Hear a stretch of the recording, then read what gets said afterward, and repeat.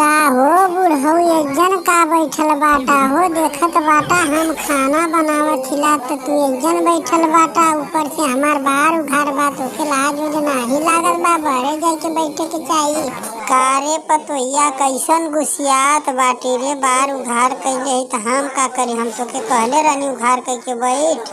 अरे त बुढ़ऊ तोहार एक जन कौन काम बा तू हमारी केहन बैठल बाटा तोके जाके बहरे दुआरे बुढ़वन केहन बैठे के चाहे त तू हमारी केहन बैठल बाटा ठीक लागत बा। अरे पतोहिया हम सोचनी है कि तनी लहसुन वहसुन छिलवा दे और का करी यही से हम बैठ गए भाई तनी केहू ना बा साथे त हम ही छिलवा दे लहसुनवा।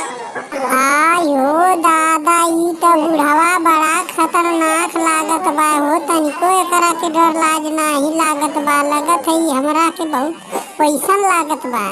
का पतोहिया तू गजब बोलैली रे झूठ मूठ के खाली हल्ला करैली हम कुछ कहत बानी तोरा के ही पहले हम लहसुनवा न छिलवात बाटी त कौन गलत करत बाटी रे। सही कहत बाटा बाबूजी लेकिन ठीक नाही न लागत बा हो केहू देखी त का कही हमने के।